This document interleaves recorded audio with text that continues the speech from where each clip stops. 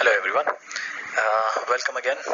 So in continuation आज हम लोग एक कंटिन्यूएशन दोबारा शुरू कर रहे हैं। दैट इज एलिमेंट 2 हम लोग डिस्कस कर रहे थे, that how health and safety management system works and how does it look like.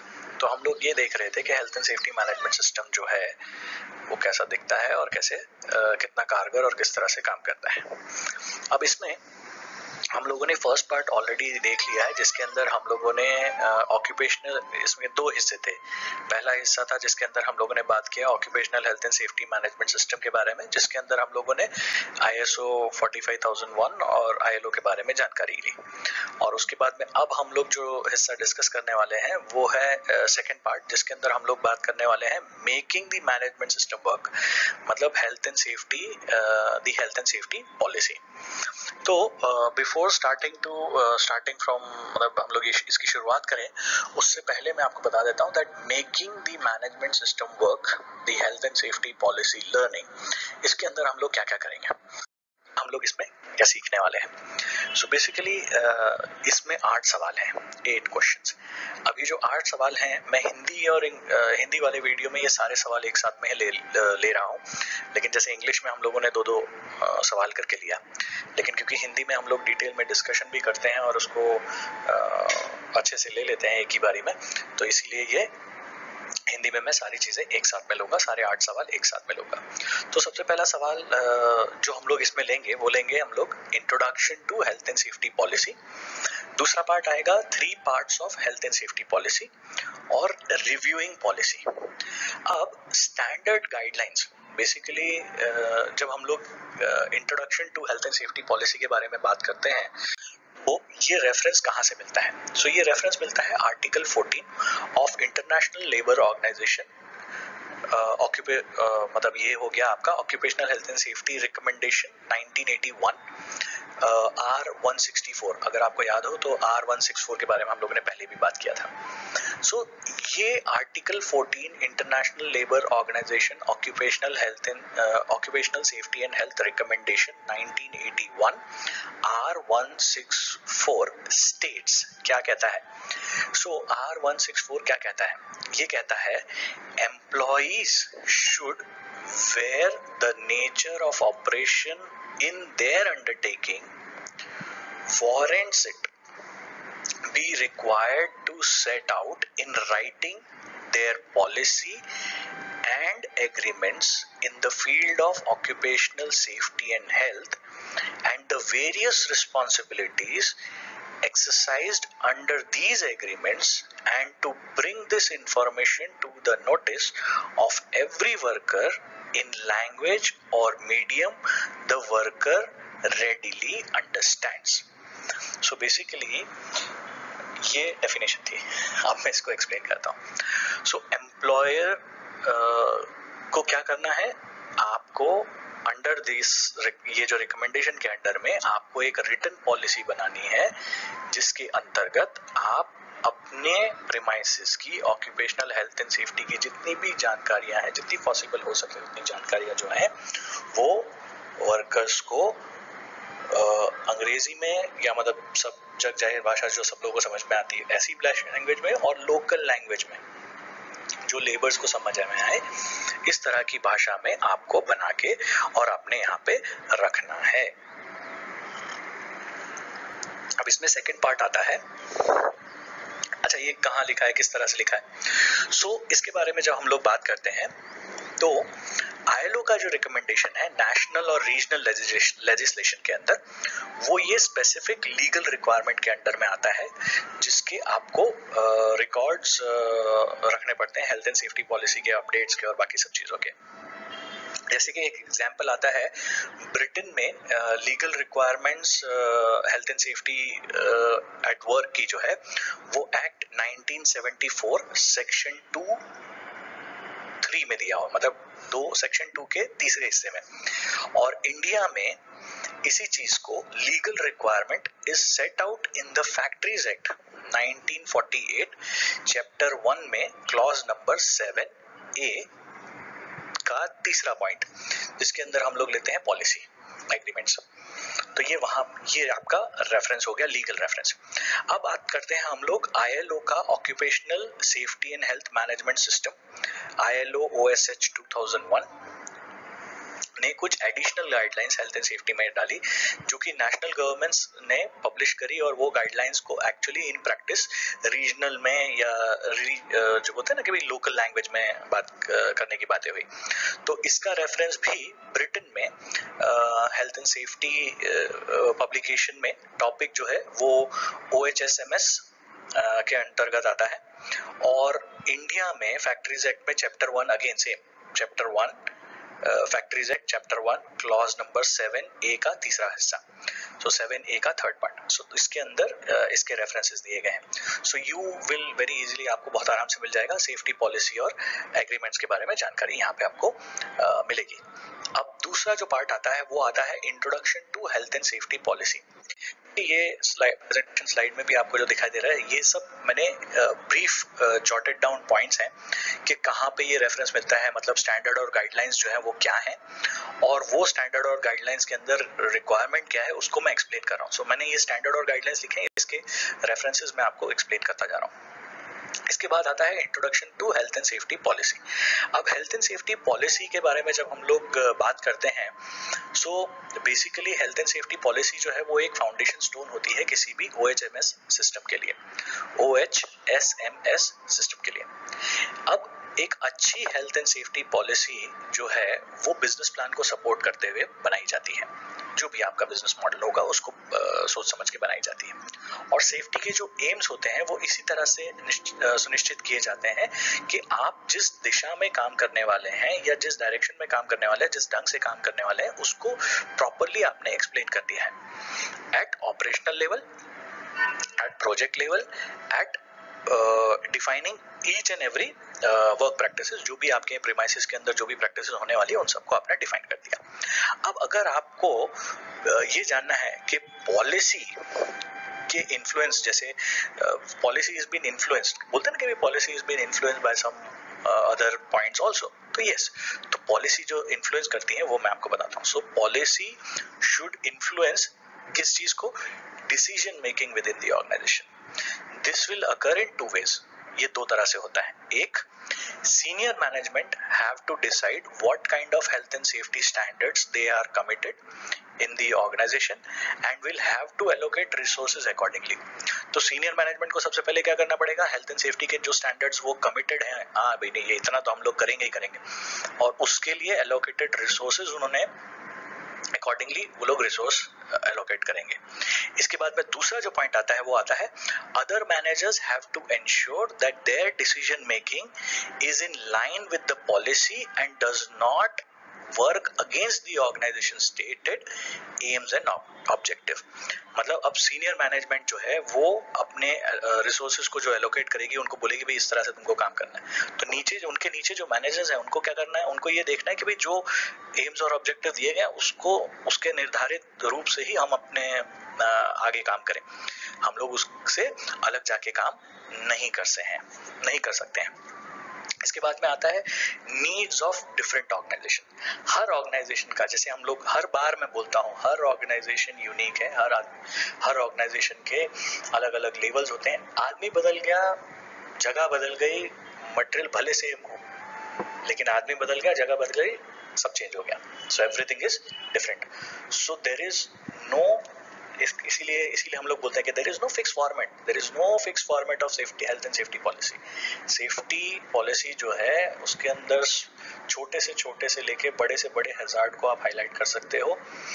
उसके अंदर चाहे वो एक छोटी कंपनी हो या मल्टीनेशनल हो, वो भी अपने प्रोसेस के रिलेटेड या अपने काम के रिलेटेड जो एक्टिविटी वहाँ पे हो रही है, उस एक्टिविटी को वो किस तरह से करना चाहती हैं सुरक्षित ढंग से, वो सुनिश्चित करके अपने आप टेलर करके एक पॉलिसी बना सकती है। So it is not that difficult. तो कई बार लोग पूछते हैं अरे हेल्थ एंड सेफ्टी पॉलिसी बनानी पड़ेगी, हमारी तो पॉलिसी नहीं है, ये नहीं है, वो नहीं है। तो इट इज बहुत आसान है, आप बना सकते हैं आराम से अपने आप। आगे चलते हैं, यहाँ पे अब हम लोग देखेंगे elements of health and safety policy. So elements of health and safety policy में क्या क्या एलिमेंट्स होते हैं? तो सबसे पहले आता है जनरल स्टेटमेंट ऑफ इंटेंट, या स्टेटमेंट ऑफ जनरल पॉलिसी। अब जनरल स्टेटमेंट क्या होता है? फिलॉसफी, कि भाई आप क्या करने वाले हैं, what are you going to do, बोलते हैं ना कि आप करने क्या वाले हैं, गोल तो कुछ सेट किए होंगे। सो दोज गोल्स, दो फिलॉसफी, एक ऑर्गेनाइजेशन की फिलॉसफी को हाईलाइट करते हुए। अब ये आप किस तरह से पॉलिसी लिखेंगे उसके बारे में जानकारी किस तरह से लिखी जाती है उसकी ब्रीफ दे रहा हूं, ताकि आप भी लिख सकते हैं, बड़ा आसान है। सो जनरल स्टेटमेंट, तो जनरल स्टेटमेंट क्या होता है, या general statement of general policy, तो उसमें क्या होता है, मैनेजमेंट का हेल्थ एंड सेफ्टी को डेमोन्स्ट्रेट करने के, सेफ्टी के जो गोल्स आपने सेट किए हैं वो आप कैसे अचीव करोगे, what you want to achieve, correct. तो policy is signed by the person in overall control of the organisation. ये स्टेटमेंट कौन साइन करता है? जो कि भी ऑर्गेनाइजेशन का हेड हो, मुखिया हो, वो साइन करेगा। इसके बाद में आता है ऑर्गेनाइजेशन, उसके बाद में आप करते हो डिफाइन, ये हो गया आपके सेफ्टी और हेल्थ के गोल आ गए। उसके बाद में आपने क्या किया, ऑर्गेनाइजेशन के ऊपर आ गए।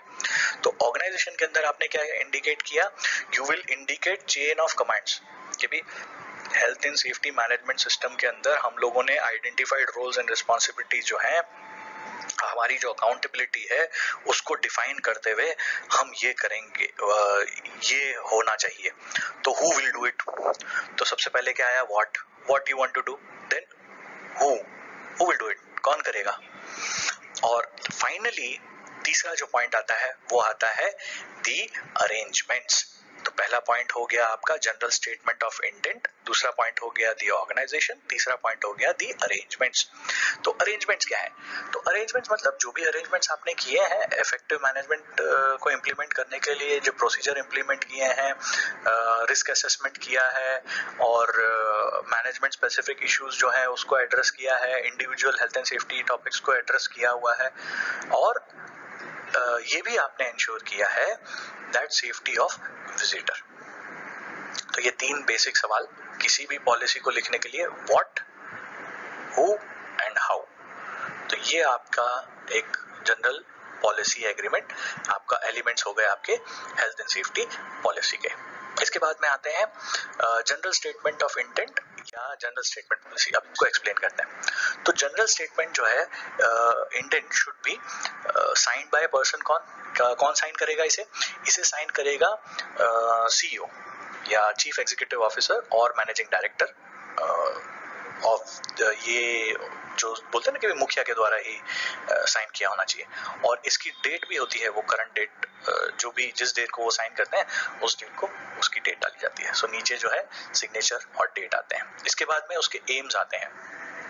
सो स्टेटमेंट जो है, स्टेटमेंट और इंटेंट जो है वो क्या क्या चीजें रिकॉग्नाइज करती है। So sir general aims are there of an organisation, वो मैं बता देता हूँ आपको। कुछ जनरल एम्स होते हैं ना, कुछ तो सोच के किया होगा, तो यस, तो वो जो सोच होती है वो कैसी होती है। सबसे पहला आता है मीटिंग लीगल ऑब्लिगेशन, दूसरा आता है provision for safe work place, एक सुरक्षित जगह, काम करने की जगह, सुरक्षित साधन, इक्विपमेंट, सुरक्षित तरीके काम करने के, और साथ साथ में इंस्ट्रक्शन, इंफॉर्मेशन और ट्रेनिंग और सुपरविजन, ये चीजें आप प्रोवाइड करेंगे, ये आपका एम होना चाहिए। इसके साथ साथ में हम लोग लिखते हैं रिस्क असेसमेंट, जो कि हर लेवल पे किया हुआ होना चाहिए। उसके बाद में कंटिन्यूअस परफॉर्मेंस मॉनिटरिंग, कैसे आप करेंगे वो। फिर आपको ये भी चेक करना है कि आपके पास जो प्रोविजंस हैं वो एडिक्वेट हैं या नहीं है हेल्थ सेफ्टी को रिलेटेड। और उसके बाद में इफेक्टिव कम्युनिकेशन, मतलब आपका जो कम्युनिकेशन सिस्टम है, एक दूसरे से जो कंसल्टेशन है, वर्कर से एक दूसरे का कम्युनिकेशन जो है, टॉप मैनेजमेंट से लेके बॉटम लाइन तक, वो सारा कुछ यूनिफॉर्मली होना चाहिए। अल्टीमेटली आपका जो गोल है वो जीरो हार्म टू एनीथिंग, हर चीज, चाहे वो साधन हो, चाहे वो इक्विपमेंट हो, चाहे वो इंसान हो। तो ये आप इसको लेके चलिए। सो बहुत आसान से हम लोग समझ लेते हैं, हमें ये क्लियरली डिफाइन होना चाहिए कि what we are going to observe, what we are going to monitor and what we are going to control. इसको लेके चलिए, बहुत आसान हो जाता है। इसके बाद में आता है ऑब्जेक्टिव एंड टारगेट्स। तो ऑब्जेक्टिव और टारगेट्स क्या होते हैं? सबसे पहले होता है एक्सीडेंट रेट्स और एक्सीडेंट मॉनिटरिंग, दो ही चीजें होती हैं। सबसे पहले आपको ये देखना है कि एक्सीडेंट रेट कम से कम हो या हो ही नहीं, और activity monitoring. So active monitoring से आप क्या कर सकते हैं, आप ये सारी चीजें कंट्रोल कर सकते हैं। और एक्सीडेंट रेट्स जो है वो क्या करते हैं, वो हमेशा आप एक्सीडेंट रेट्स जरूरी नहीं है कि वो सिर्फ एक्सीडेंट के रिलेटेड हो। एक्सीडेंट रेट्स होते हैं जैसे एब्सेंटिज्म हो गया, या लोगों का मूड खराब होना हो गया, टेम्परामेंट हो गया, उनके बिहेवियरल इश्यूज हो गए, बहुत सारी चीजें आती हैं। सो एक्सीडेंट रेट्स जो है, इन सब चीजों को आपको गौर पूर्वक देखना होता है कि भाई हमें मेनली ये सब चीजें जो है ये एक्सीडेंट रेट को बढ़ावा देती है। जो बिहेवियरल इश्यूज हैं ये सब एक्सीडेंट रेट को बढ़ावा देते हैं, तो हमें उस तरफ फोकस नहीं करना है। हमें क्या करना है, हमें ये देखना है कि एक्सीडेंट रेट कम हो। तो ये हमारे ऑब्जेक्टिव्स और टारगेट सेटिंग में आते हैं। इसके बाद में आप जब बात करते हैं हम लोग ऑब्जेक्टिव और टारगेट सेटिंग की, तो हम ऑब्जेक्टिव और टारगेट कैसे सेट करेंगे? हम लोग ऑब्जेक्टिव और टारगेट सेट करेंगे इस तरह से। इसे हम लोग कहते हैं SMART, smart. So what is SMART? Smart है specific, measurable, achievable, reasonable, realistic और टाइम बाउंड। तो हम लोग जब भी अगर किसी भी तरह का अगर गोल अगर कोई भी अगर सेट करता है, तो हमें ये इंश्योर करना है that it should be specific, measurable, achievable, reasonable, realistic, time bound. तो इसे हम लोग कहते हैं स्मार्ट। तो स्मार्ट तरीके से काम करके हमें अपने गोल्स सेट करने चाहिए। इसके साथ साथ में आता है अगला जो पॉइंट है, वो ये है setting health and safety objectives. So when health and safety objectives को कंसीडर करते हुए जब हम लोग ऑब्जेक्टिव सेट करते हैं, तो उसके कुछ बेसिक सवाल आते हैं। जैसे कि वो सवाल कुछ इस तरह से, आइए देखते हैं। तो सवाल है setting health and safety objective. When setting health and safety objective, consideration should be given to first, who is going to set objectives? Second, how objectives will be set at each functional level? Third, legal and other requirements. Fourth, hazards and risk. Fifth, technological option. Sixth, financial, operational and business requirements. And last, views of interested parties. So ये basically सवाल हो गए, या इस तरह से हम लोग बेसिक ऑब्जेक्टिव सेट कर सकते हैं।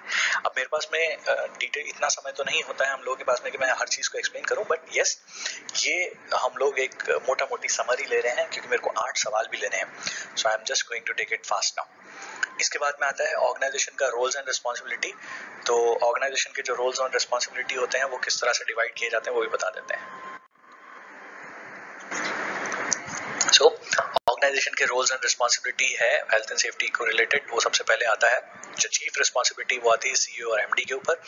उसके बाद में आती है मैनेजमेंट एट ऑल लेवल, और उसके बाद में वो आती है ऑल एम्प्लॉइज। इसके बाद में आता है वो कॉम्पिटेंट पर्सन के ऊपर। उसके बाद आता है specialist of health and safety practitioners के ऊपर।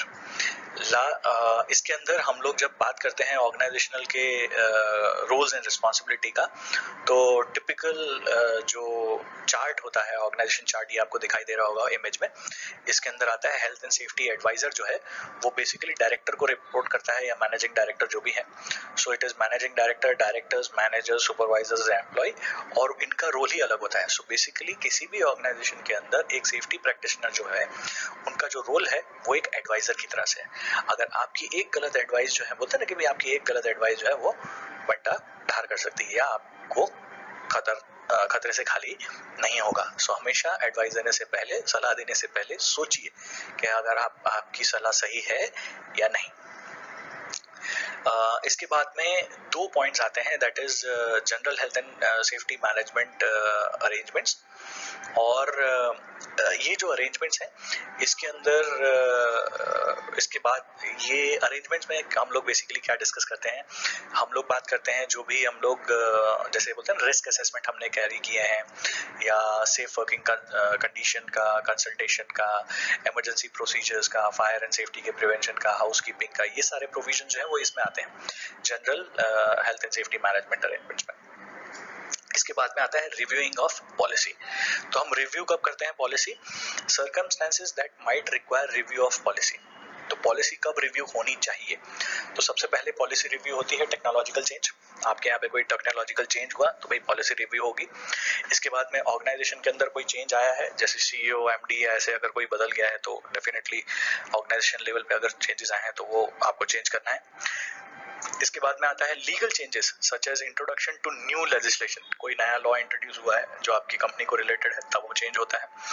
इसके बाद में change of type of work that organisation does, मतलब किसी भी तरह कोई एक पर्टिकुलर तरह का काम था और आपने नई टेक्नोलॉजी ले ली या आपने उस काम करने के तरीके को बदल दिया या आज शायद वर्कर्स बढ़ गए या कुछ भी जो एक्टिविटी का साइजेबल इंक्रीज हो गया तो भी आपको पॉलिसी चेंज करनी पड़ेगी। इसके बाद में आता है ऑडिट इन्वेस्टिगेशन और रिस्क असेसमेंट में अगर कोई सजेशन आया है कि यार ये चीजें तो अब आपको लगती नहीं है, जैसे कई बार होता है कि पॉलिसी बनाई जाती है कंस्ट्रक्शन के टाइम पे वो अलग होती हैं और ऑपरेशन टाइम की पॉलिसीज अलग होती हैं, सो वो अपडेशंस आते हैं, so that is where the changes happen. इसके बाद में जब कोई थर्ड पार्टी या इंश्योरेंस कंपनी या कोई क्लाइंट रिक्वेस्ट करता है तब, या कोई लीगल एक्शन हो या एनफोर्समेंट एक्शन हो, कॉन्स्टिट्यूशन में या वर्क प्लेस पे कोई मेजर चेंजेस हो तब उसको चेंज किया जाता है। बिल्डिंग वर्क प्लेस या वर्क साइट में कोई चेंजेस आ रहे हो तब ये किया जाता है, और बाय एनी मीन्स एनुअली एक बार इसको रिव्यू करना चाहिए। So after a certain amount of time has passed since last review, so an annual review is a very common practice. So हम लोग पॉलिसी, सेफ्टी पॉलिसी जो है वो एनुअली उसको रिव्यू करते हैं। अब हम लोग फटाफट इसकी एक क्रिस्प में समरी अगर सुनना चाहें तो समरी कुछ इस तरह से है। An organizational occupational health and safety management system is implemented through health and safety policy. The health and safety policy of an organization is an important document that sets out the organization aims with regards to health and safety, who is responsible for achieving these aims and how the aims are to be achieved. तो ये basically हम लोगों ने जो अभी ऊपर मोटे मोटे सारे पॉइंट्स जो डिस्कस किए उन्हीं के बारे में अभी ये सब समरी ही चल रहा था। सो बेसिकली मैंने इसलिए रिपीट किया क्योंकि that was a part of definition. अब हम लोग पहला सवाल लेते हैं that why might the health and safety policy of organisation both undertaking similar work be different. तो सबसे पहला हमारा सवाल आता है, क्वेश्चन आंसर्स पे आ गए हैं हम लोग। 8 सवाल हैं इसलिए मैं बहुत जल्दी लूंगा, और ये बहुत छोटे छोटे, ज्यादा बहुत बड़े नहीं हैं, छोटे छोटे ही हैं। सबसे पहला सवाल, why might the health and safety policy of two organizations both undertaking similar work be different?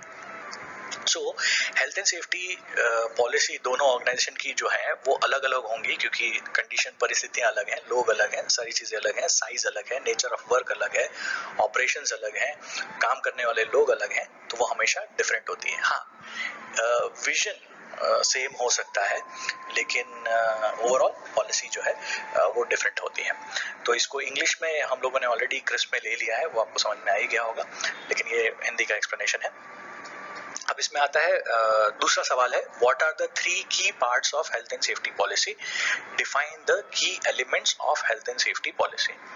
So the 3 key parts of health and safety policy are general statement of intent or statement of general policy, the organization selection या organization roles and responsibilities। सबसे पहले आता है general statement of intent, जो हम लोगों ने ऊपर बात किया, जनरल स्टेटमेंट पॉलिसी। उसके बाद में आता है organisation rules and regular responsibilities, roles and responsibilities, और लास्ट में आता है arrangement selections, arrangement sections. So किस तरह के अरेंजमेंट्स हैं उसके बारे में जानकारी। सो ये 3 कोर एलिमेंट्स हैं, कोर पार्ट्स हैं हेल्थ एंड सेफ्टी पॉलिसी के।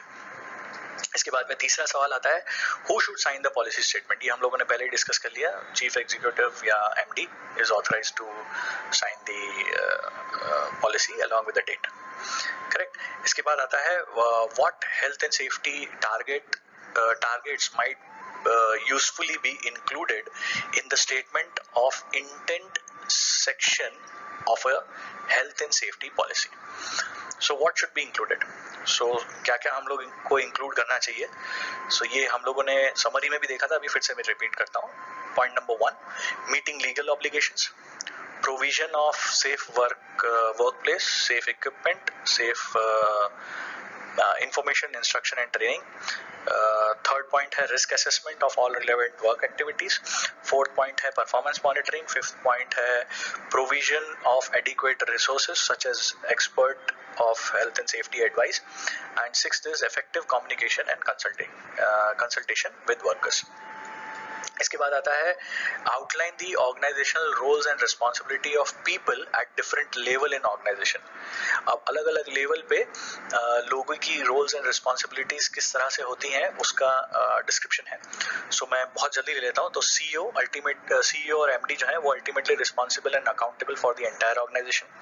इसके बाद में आता है जो बोलते हैं ना मुखिया, तो सीईओ और एमडी मेनली रिस्पॉन्सिबल हैं. उसके बाद में मैनेजमेंट एट ऑल लेवल्स, उनकी रिस्पॉन्सिबिलिटी क्या होती है? They are responsible that all appropriate safety measures are in place and being carried out effectively within the part of organization under their management control.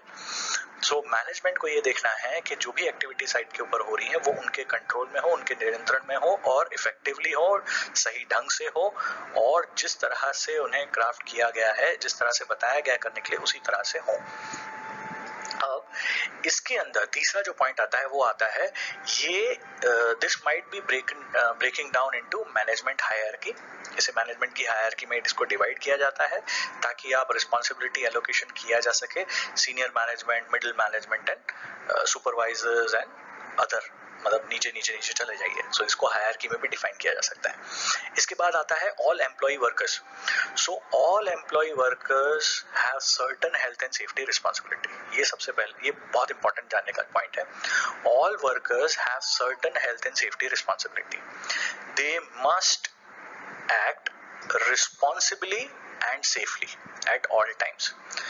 उन्हें जिम्मेदारी के साथ और सुरक्षित ढंग से अपना बर्ताव रखना चाहिए and do everything they can to prevent an injury to themselves. और उन्हें हर वो मुमकिन प्रयास करना चाहिए ताकि उन्हें खुद को चोट ना लगे या उनकी वजह से उनके जो कोवर्कर्स हैं उन्हें चोट ना लगे. इसके बाद में फिफ्थ पॉइंट आता है वो है कॉम्पिटेंट पर्सन. सो कॉम्पिटेंट पर्सन क्या होता है? Having operational duty and also considered competent to carry out one or more specialist health and safety duties such as first aider और fire marshal. So एक competent person क्या होता है? जिसको उस फैसिलिटी के बारे में पूरी जानकारी हो, जो कि एक या दो अपनी ड्यूटीज से उठकर ऊपर रिकमेंडेशन भी दे सकता है और वो स्पेशली वो ड्यूटी को फुलफिल भी कर सकता है, जैसे फायर मार्शल और फर्स्ट एडर्स होते हैं. ये कॉम्पिटेंट पर्सन कहे जाते हैं. इसके बाद में लास्ट पॉइंट आता है that is sixth and that is specialist of health and safety practitioner. तो रिस्पॉन्सिबल फॉर प्रोवाइडिंग एडवाइस, यहाँ ये जो स्पेशलिस्ट है, जो सिक्स्थ पॉइंट है, ये है सेफ्टी ऑफिसर. सो सेफ्टी के लिए specialist health and safety practitioner मतलब responsible for providing advice to support management and employ in achieving safety. So ये जो है ये स्पेशलिस्ट होते हैं. इसके बाद में छठा सवाल आता है outline the general health and safety management outline general health and safety management arrangements required to manage health and safety. So general health and safety management arrangements क्या होते हैं? So general health and safety management arrangements होते हैं carrying out risk assessment, identifying, supplying health and safety information, instruction and training. तीसरा आता है accident near miss reporting and investigation. चौथा आता है consultation to workers on health and safety matters. पांचवा है developing safe system of work, permit to work and system to control hazard. छठा आता है welfare and first aid provisions. सातवां आता है housekeeping. आठवां आता है fire and safety के preventions. नौवां आता है emergency procedures. दसवां आता है communication of health and safety matters including hazards and control measures. और 11वां आता है compliance monitoring including auditing of system but also measuring workplace parameters such as noise to assess effectiveness of the arrangements. So ये compliance monitoring 11वां number का point है. So ये outline general health and safety management का जो arrangement है उसके ये 11 points. इसके बाद में आता है what is the significance of safety organisation chart. तो a safety organisation chart basically shows hierarchy of roles and responsibility for health and safety within the organisation. एक ऑर्गेनाइजेशन की जो हायरार्की होती है पूरी वो दिखाती है ऑर्गेनाइजेशन सेफ्टी ऑर्गेनाइजेशन चार्ट जिसे कहा जाता है. And it should be position मतलब ऐसी जगहों पे उसमें क्या क्या चीजें मेंशन होती है, तो सेफ्टी प्रैक्टिशनर कौन है, अदर कॉम्पिटेंट पर्सन कौन है, एडवाइस कौन दे सकता है, हायरार्की में कौन है, स्टाफ का फोरम क्या है, कौन किसको कांटेक्ट कर सकता है। ये यूजुअली क्या होता है, जैसे हर इंडिविजुअल डिपार्टमेंट कमिटी जो फॉर्मेशन होती है, तो वो कमिटी के लोगों का एक ऑर्गेनाइजेशन चार्ट बना देते हैं। So that is the organisation chart. Now last question, that is outline circumstances that might require a review of safety policy. So ये हम लोगों ने अभी इससे, जब ये क्वेश्चन आंसर शुरू हुआ उससे पहले ही लिया था। तो सबसे पहले अगर स्ट्रक्चर ऑफ ऑर्गेनाइजेशन चेंज होती है या की पर्सनल चेंज होते हैं तब, बिल्डिंग, वर्क प्लेस या वर्क साइट के ऊपर कोई अगर चेंज हुआ है तब, तीसरा नंबर आता है आपका कोई अगर प्रोसेस नया इंट्रोड्यूस हुआ या कोई नया चेंज इक्विपमेंट आया हो तो, सेफ्टी ऑडिट या रिस्क असेसमेंट के अंदर से कुछ फाइंडिंग निकल के आई हो तो, पांचवा नंबर का पॉइंट आता है रीइंफोर्समेंट या कुछ एक्सीडेंट इन्वेस्टिगेशन में कुछ पता लगा हो तब, कोई इंसिडेंट हुआ हो तब भी वो रिवाइज की जाती है। उसके बाद में फॉलोइंग चेंज ऑफ लेजिस्लेशंस में जो चेंज अगर कुछ आया है तब ये चीज की जाती है। And last but not the least, consultation of employ या रिप्रेजेंटेटिव हाईलाइटिंग डेफिशिएंसीज। किसी ने अगर कुछ हाईलाइट कर दिया कि यार ये इसके अंदर ये पॉलिसी में थोड़ा गड़बड़ है, तब भी वो चेंज की जाती है। और बेसिकली थर्ड पार्टी जब असेसमेंट होते हैं तब ये चीजें चेंज होती हैं। सो आई होप हम लोगों ने मोटा मोटी काफी कुछ कवर कर लिया, and this is possibly the biggest lengthiest portion that we have taken, और होप आप लोगों को पसंद आया हो। Don't forget to like, share and for support bell icon बताइए and to subscribe. Thank you very much and will see you in the next. So now अब हम लोग नया थर्ड एलिमेंट शुरू करने जाएंगे, और हमारा थर्ड एलिमेंट है managing risk, understanding people and process.